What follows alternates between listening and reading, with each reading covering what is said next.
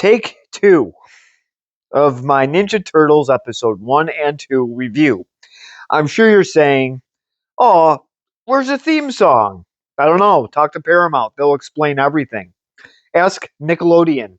They'll explain it all. So, unfortunately, we are back to stills.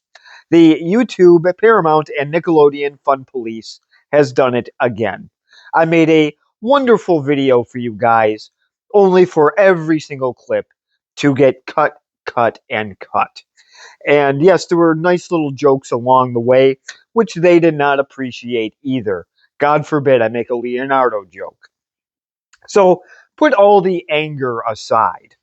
So we will do this again. We will just have to do stills in some kind of way, even though the clips were absolutely terrific. So Ninja Turtles, of course, this came out. I'll put on a fake smile. There we go. So that's all said and done. So this came out in 1987. Lots of good things came out in the 80s. How was Ninja Turtles going to do? And not to burst anybody's bubble here, but Peter Laird and Kevin Eastman made this as a parody about Daredevil.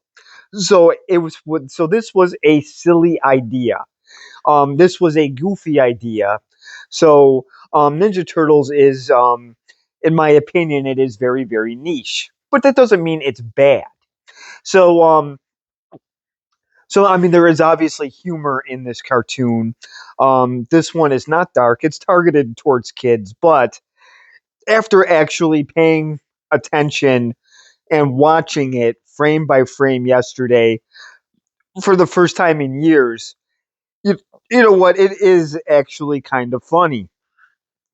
So, um, I will have to show stills and the voice of Ninja Turtles. We have, oh, oh my goodness, I did. I apologize. I will do the review right after this. Get out of the way, fat dudes! It's the Turtles Party Wagon. The wacky attack van means good times for the green guys and hard knocks for the foot.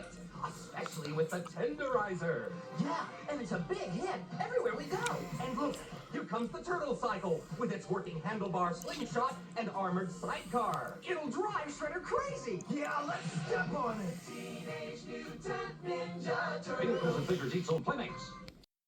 Well, there's the wonderful turtle van that I did have as a kid, and I had it for quite some time. I did, however, just remember that the top of it did get broken. So I literally had to play with it with an open top. That was fine. Oh, yes, and the little side thing also broke off as well. So I did, although I did have the turtle van. I had some kind of giant mutant bee. I'm trying to think what other bee. Oh yes, I did have a car as well. Um, Now I do obviously have my little Ninja Turtle friends with me. I will start with the wonderful um, Gujitsus, and I did get a couple of them when I was a little bit drunk after a date night. I believe I bought Donatello and Michelangelo, or it could have been Raphael and Donatello. Who knows and who cares? They were a drunk purchase. But they are cool. No, that I wasn't supposed to make. Now, Michelangelo arrived by the Easter Bunny, so that was cool. The big Michelangelo, yes, the one with the donut. So, and because he has a donut thing there, Metal Jesus might be arriving at our house. Um, Also, I hope those are not Ronco made donuts from his 5-in-1 fryer. And I have my little turtle here that, of course, came out of the Turtle Ooze. That was pretty much a one and done toy, but these did survive. I got this little glow in the dark friend on eBay. I don't really want to know how much I paid for it. It was probably $10. So, what? I think it was free shipping though, so that's okay. So, moving moving on to Ninja Turtles, I'm going to hear about that purchase after the video or during. Either way, I'm in trouble. So I might be in the doghouse for making a $10 purchase or more. So this is the 1987 Ninja Turtles, as I was sort of prematurely getting into. The whole still thing does throw me off a little bit because it throws me off my rhythm. So, so now, yes, the story here. Let me do the voice people first. Cam Clark does Leonardo, and the only thing that's really notable is I guess he was a voice in the video game Metal Gear Solid. So that's kind of interesting. The voice of Raphael is Rob Paulson. He was the voice of Weezer in Jimmy Neutron. And I believe I said yesterday it was also Animaniacs and Pinky and the Brain. And then, of course, we have James Avery, the voice of Shredder for a little bit of time until, of course, he went on to do the French Prince of Bel Air. And speaking of Prince, I got mine right here. The Oh, I guess Michelangelo's. But Skip is the prince, and he is a much better prince than Will Smith in that show. So Skip is the prince with personality. Will Smith is just lame. So poor James Avery. God rest his soul. He left way too early. So I do miss him. So James Avery, of course, the voice of Shredder, and he did a great job of voicing Shredder. The other voice is just not as good. I believe he came out. Well, I have the DVDs in volumes, not seasons. So I believe it was volume 4 is when James Avery left. I'm guessing it was probably season 2. Please comment below if I'm wrong. And then we also have Barry Gordon. I know him because he played the rabbi in Curb Your Enthusiasm with Larry David. And of course, he was the whiny rabbi. He ended up crying at the end. It was quite amusing. So, Barry Gordon is the voice of Donatello. So, that threw me off a little bit. And then I believe we also have. Hold on a minute. I need my cheat sheet because I am not up to speed on voice actors. I am sorry. I am just drawing a blank. Oh, yes. Townsend Coleman. Okay, I did actually remember that. That's the voice of Michelangelo, and I believe he was also in Animaniacs and Pinky and the Brain as well. Let me see if I'm correct on that. I bet you I'm wrong.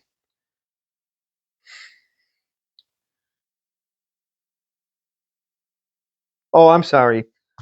The Tick and Fraggle Rock. I was just a little off. And then Renee Jacobs is the voice of April O'Neil, and she did nothing notable.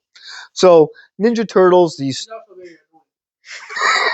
well, we will we will get to the great reporting of April O'Neil soon enough. So so the story here is Hamato Yoshi is that would be funny if he was green, and what was the other part of that? Tomato. Oh, and a tomato. Yes. So Tomato Yoshi is in Japan, and he is leading this Foot Clan group with an honorable way to do martial arts. But Awokusaki puts an end to that.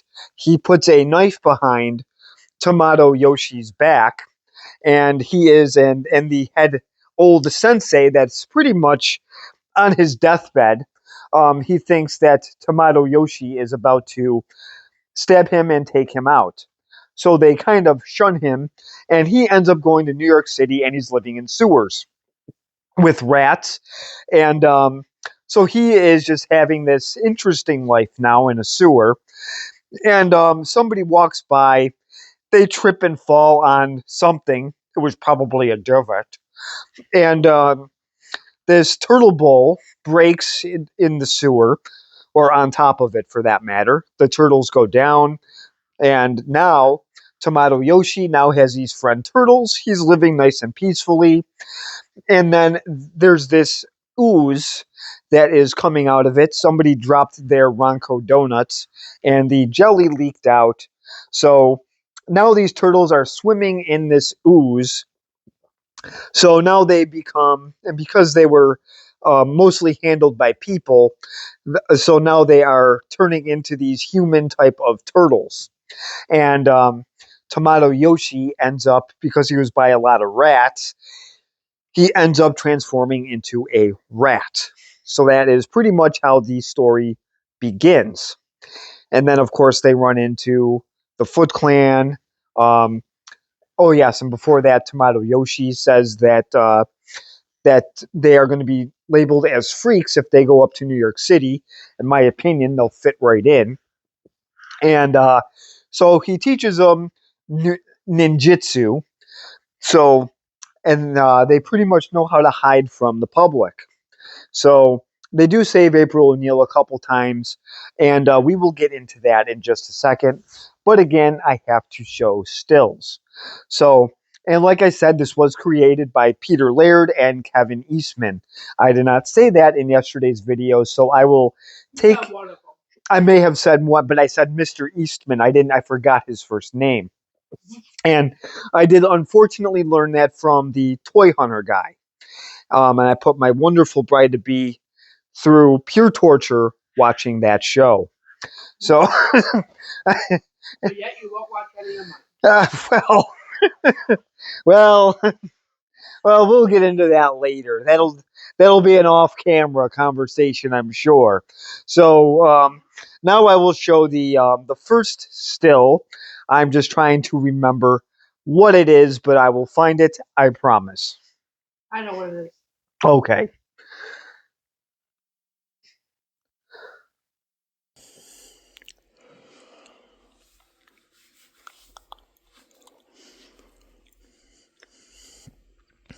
Well, you could probably guess why I showed this clip. This goofball here, the only reason why I showed this is because of his hair. He has an Ed Begley Jr. mix going on with Peter Strauss. So I just wanted to show this just to pretty much laugh at his hair. I found it pretty amusing. Oh, I forgot. Reddit is not going to like that because I made a joke. I forgot. You're supposed to watch Ninja Turtles like this. So so now, since we got this little still out of the way, um, now I will do the next one. I believe it is Tomato Yoshi at his little dojo, but I could be wrong. So I will show you whatever still it is that I will find in just a second.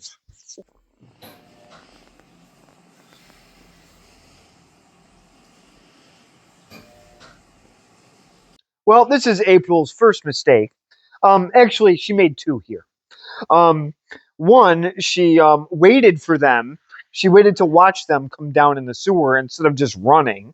And then when she did decide to run, she did her stupid little jog, looked backwards, and didn't see the brick wall right in front of her. So, so now she is kaboom.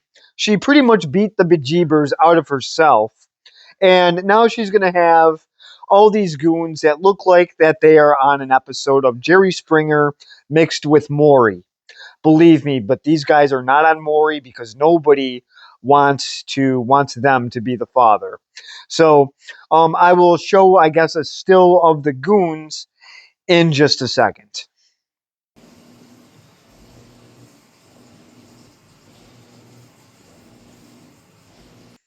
So here are our goons here, and I know that a lot of you have seen this cartoon, but yes, these are the two people in here are going to be turning into Bebop and Rocksteady. Obviously, we got this fat guy with a metal Jesus type of frame, um, mixed with like a Brock Lesnar thing going on here. That's the best analogy I can come up with. I'm sorry, that's the best adjective. And then the guy in the back is Rocksteady, and he looks like a fat Ray Charles with a Mr. T mohawk. That's purple.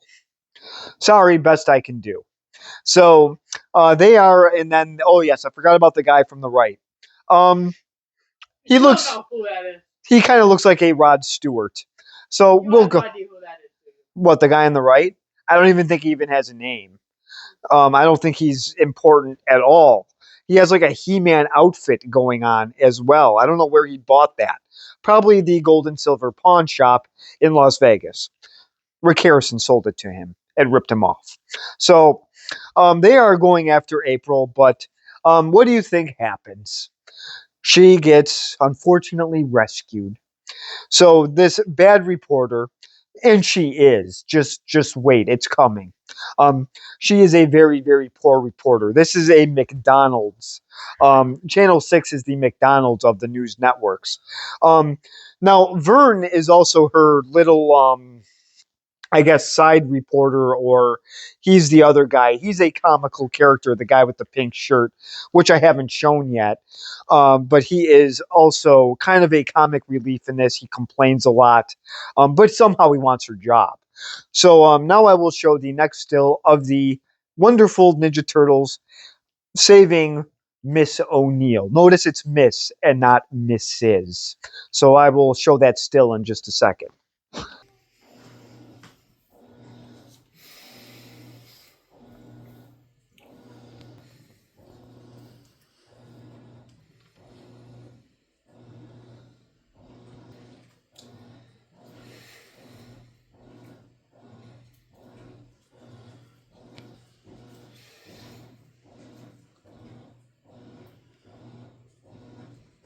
All right, well, so these are these goons here, and they pretty much they obviously turned into a pile in the sewers.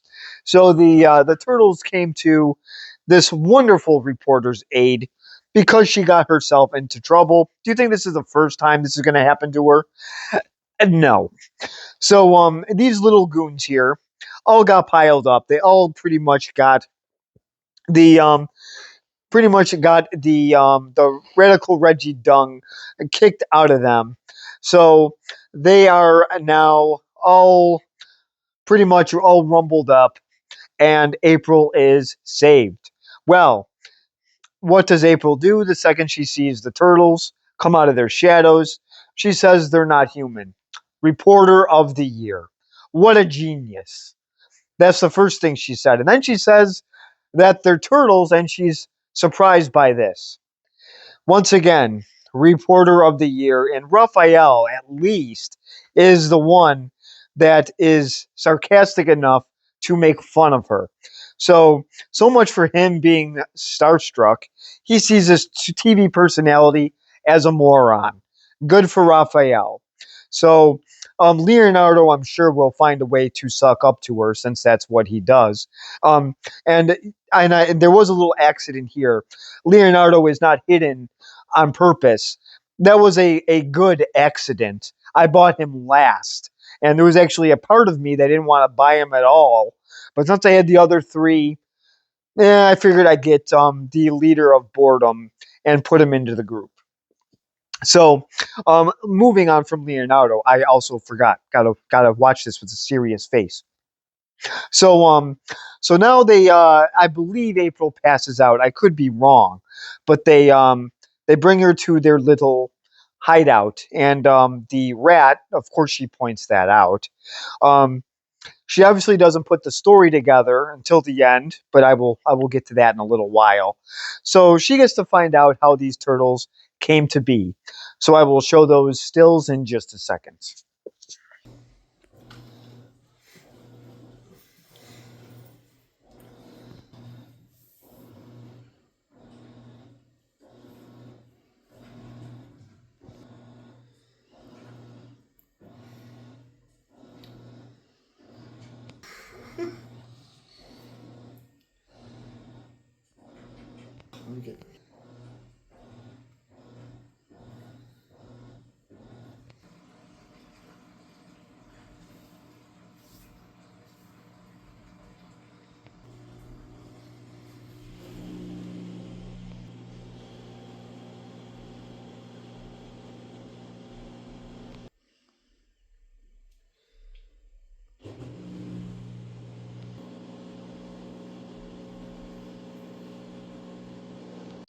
Well, this is Tomato Yoshi. So first, what he does is he gives her some sushi. Then And then the turtles have some very, very disgusting pizza that they probably got at Little Caesars. So, oh, yes, and then they added ice cream, um, anchovies, apple pie, um, uh, cricket spit, um, cockroach droppings. Uh, well, I'm just trying to see what else they could put on that. And April is obviously disgusted. So to so finally, Tomato Yoshi comes in and he tells the story of pretty much how they became to be. So the first little still that I showed was, of course, Tomato Yoshi being framed by, I'm sorry, Hamato Yoshi. Um, obviously, Owokusaki put the little knife or sword behind him. He pinned his wonderful, I guess they call it a gi, and oops, I almost had a Polish Pegasus. He goes to bow to that wonderful old sensei that looks like Mr. Fuji, the manager of Demolition, The Powers of Pain, and Yokozuna, and it looks like that they think he's going to take out that old man. So they think he's going to turn Mr. Fuji into sushi. So that is just not the case. So they decide to shun him, and that's when he goes in the sewer. He's playing with rats. That is that is quite a concern. Um, he might want to get a few rabies shots because he's playing with rats and they carry more diseases than Madonna, Pam Anderson, and several other Hollywood actresses that got around a lot. So he really might want to get some shots. Oh, and Magic Johnson as well. Um, so then to add to his rat pets, yes, this wonderful kid that looks like Andy Dick decides to decides to fall like Gerald Ford, and he drops his bowl. Somehow he trips over his own 2 feet or hits a divot, or and then the bowl crashes through the sewer, and now he gets turtles. Not a bad deal. I'm sure those turtles were sort of expensive since they. Well, I guess what we're wondering is why the glass didn't go down as well.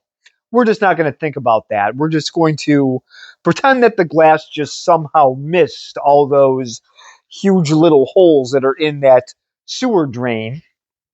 Don't want my DVD player to turn off. There we go.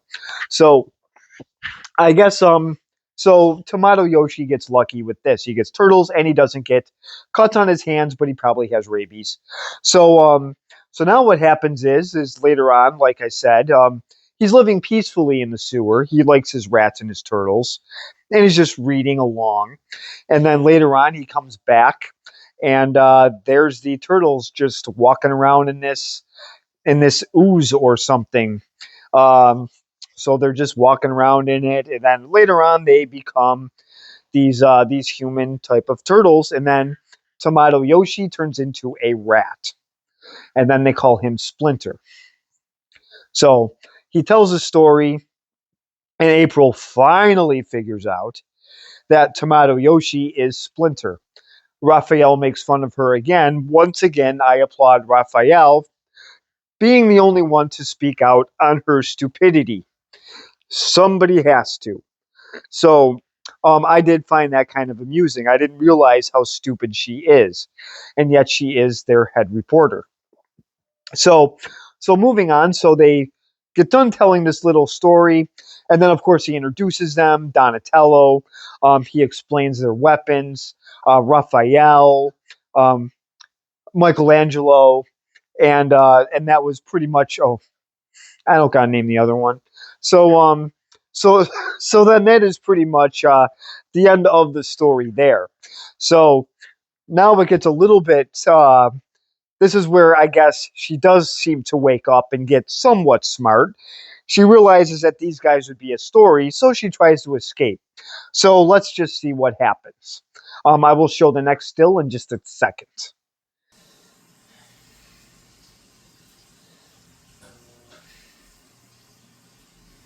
So she tries to leave and tries to make these guys a hot story. Donatello explained that if you do that, scientists are going to pretty much pick them apart. Oh, and they would. These are scientists from the United States. We discover, they destroy. So, yes, I agree, Skip. So that is pretty much what would happen. Just ask Elf.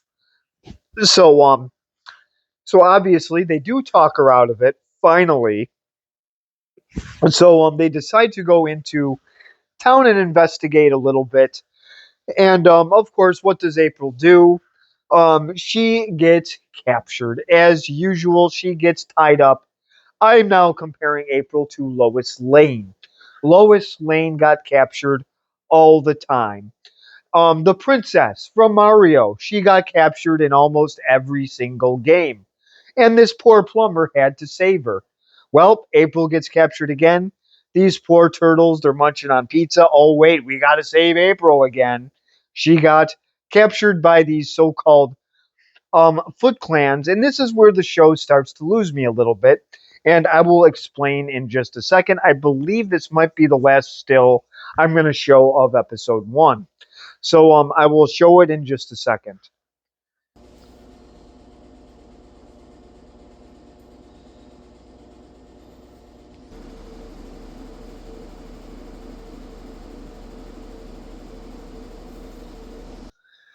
Well, so the turtles here are saving the wonderful useless O'Neill. So she's still tied up, but now these purple people, Barney looking things, are they look human, and then when they fight them a little bit, they turn into. It turns out that the Foot Clan in this cartoon is robots. Robots. Okay, this is where it kind of lost me a little bit. Don't ask me why. I'm probably just nitpicking, but I thought the Foot Clan being robots was kind of stupid. But that's just me. So they end up pulling the old Mario thing here and saving the princess, just to realize that they're probably going to have to save her again. So now she's not quite back up from the turtles' lair yet. So we're going to skip to episode 2. These two episodes tie in together. That's why I'm doing. That's why I'm reviewing episode 1 and 2. So so now I will show them the wonderful morning routine that they have. To me, it seems like it should be nice and simple. We'll see about that. I will show these stills in just a second.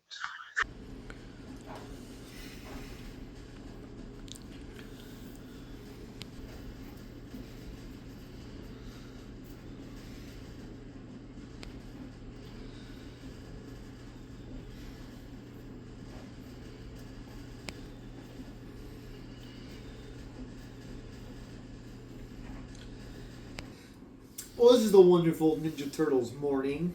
Raphael says it was a late night, so I'm sure he's expecting it to be a nice, easy going. Let's just have some breakfast and let's not do any nonsense today. Michelangelo's thinking the same thing. But the buzzkill and Splinter's suck up, Leonardo, no, guys, we have to practice before we eat. So, so Leonardo, being the doofus that he is, he who wants to practice that early in the morning? If this is Leonardo time, it has to be about 6:15 or 6:30. So they are practicing, and then they have their breakfast afterwards. Obviously, they have their cereal on their pizza.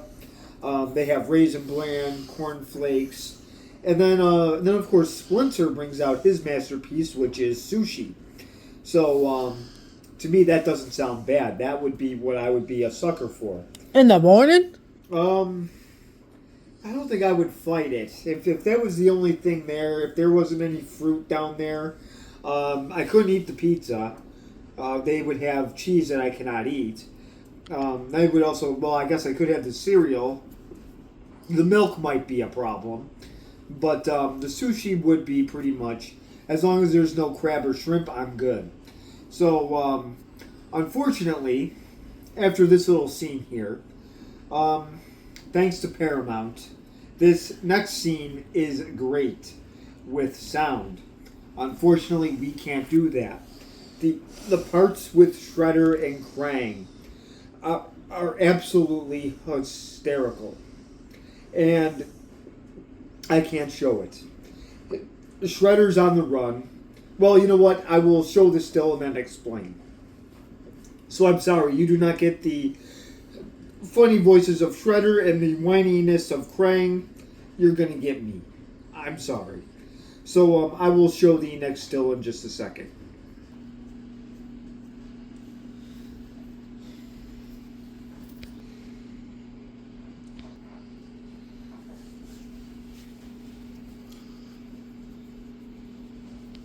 So this is Shredder here. He's on the run, and Krang is interrupting him when he's doing something. This is a classic move in the workplace. You're busy doing something important, and then your boss pages you. This is sort of what's happening here. And Shredder says, "I'm on the run," and all he wants, and now that idiot wants to chit chat, and it's how he says it, which is very amusing. So he very angrily goes down and visits Krang.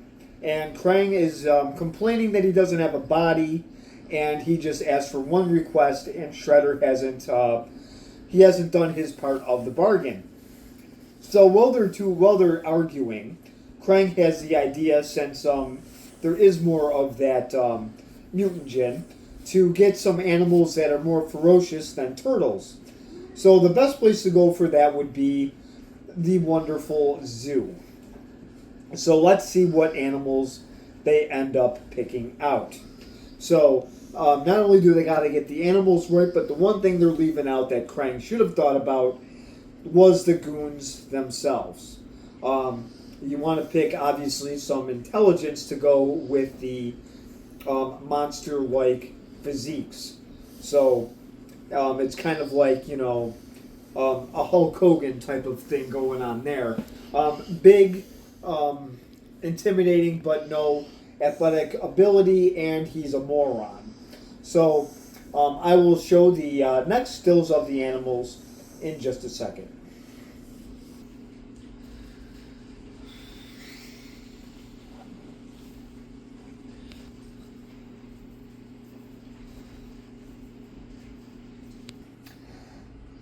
Well, there we go. So this is the animals he's picking. And this one looks like my one friend's wife.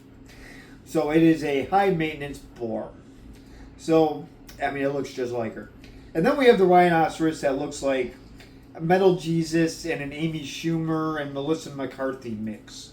So, I'm over here, Skip. So, he obviously picks out a wild boar, and boar are very intelligent. Do you think he has to go back outside? I hope he doesn't want to. Oh, nope, he wants to come right back up on the couch. And I did forget to check out the intelligence of rhinoceroses. But all I know is if one is running at you, just go behind a tree.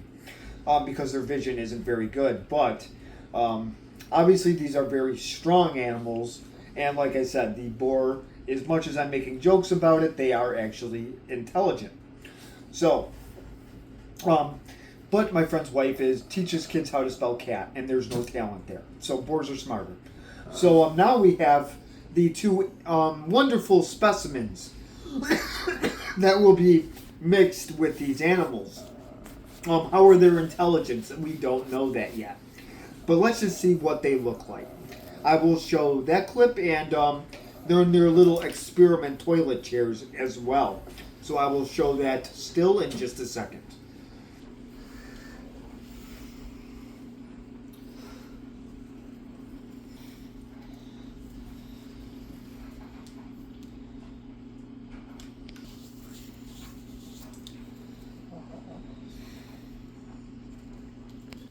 Well, this is wonderful Bebop and Rocksteady. So these are the two specimens he chose. So now they're in their little toilet chairs, and of course I believe it was Rocksteady that said he should have brought his comics. So, okay, comics. Oh, here we go. So obviously that was a joke for Eastman, but of course the Reddit people, they're not going to like me making a comic joke. So they've got on their park ranger suits, and they are ready to just blast me for making fun of that. So, um, so now they're in their little chairs. They bring the animals in, and Shredder goes to town. So he makes his little mutants, and we will be seeing them in just a little bit. But first up, Splinter's having some problems of his own. And no, it's not rabies. So I will show that next still in just a second.